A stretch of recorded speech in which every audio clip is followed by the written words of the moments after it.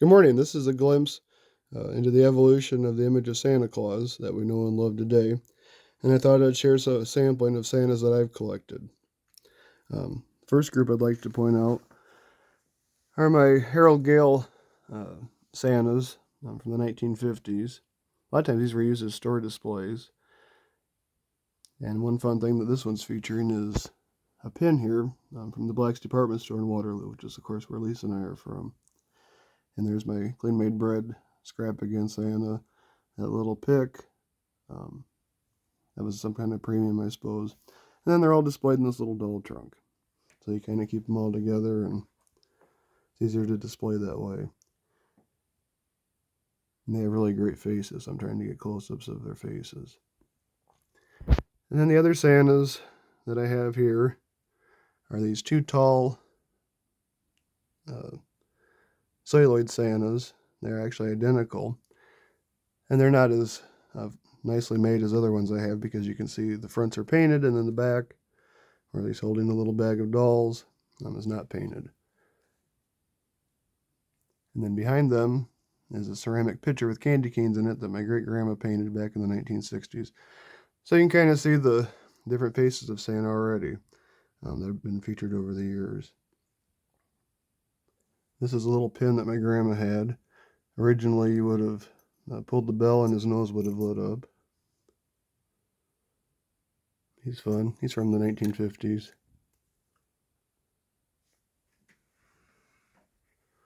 And then this is a little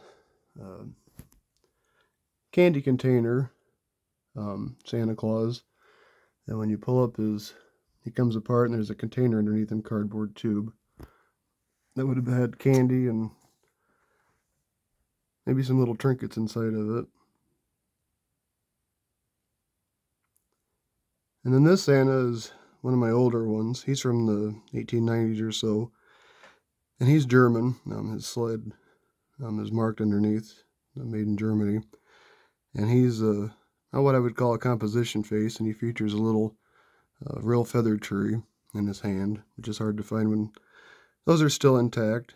But what's interesting too, when you're going back further here, you notice that he's wearing blue pants with a red coat instead of the whole red outfit that we know nowadays. And then back here is a paper mache Santa Claus right here. He's really fun. He's probably from the 20s or so. And then I also have some postcards laying out that show the different faces of Santa Claus.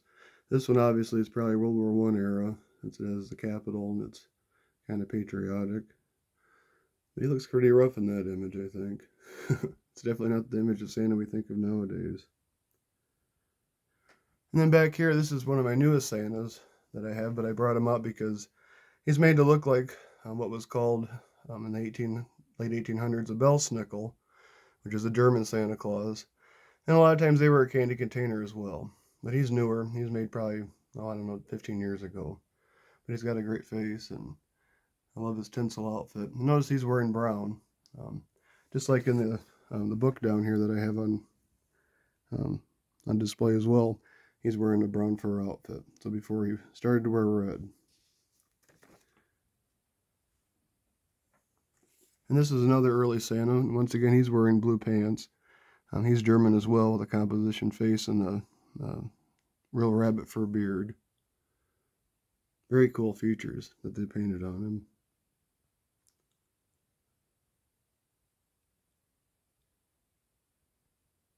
And this is another little clay-faced Santa from the 30s.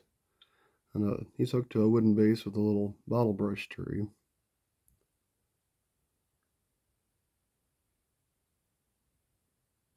And then down below here is this tiny little lead Santa Claus, lead reindeer. He's German.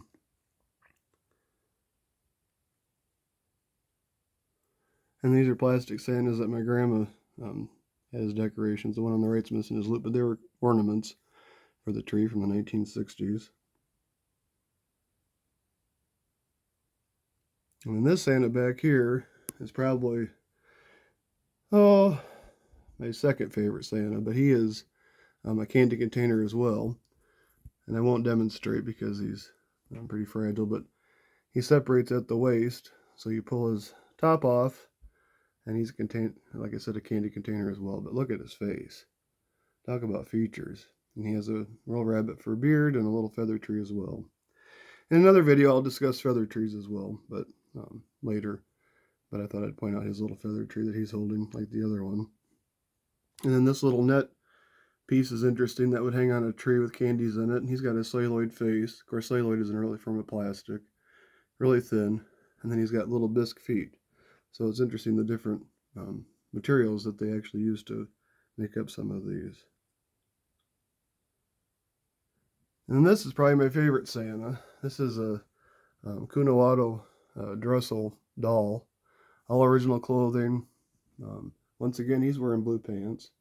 He dates from the 1890s. But what a face. Great features, glass eyes, bisque face, of course. Composition body. Oh, what a great outfit. He's awesome. Mohair beard. And this is another image of Santa Claus through the years. This is a German cup and saucer.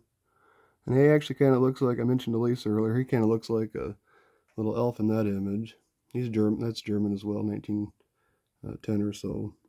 And this milk glass container, it's a little lidded piece. I've got beads in there, but it would have had probably candies, I suppose. Might even been a gift to somebody as well. Or it could have been a premium. Maybe it had a mustard or something in it, and then you got to keep the dish afterwards. That happened a lot at that time. Then I should point out my book earlier, of course. And then one last thing I have here to include in the video is this costume, which is probably kind of creepy to a lot of people, but it dates to the, I'm guessing, the 30s. And his mask is made out of some sort of cheesecloth that's been stiffened after it was painted, kind of molded. Even has the original pants too underneath.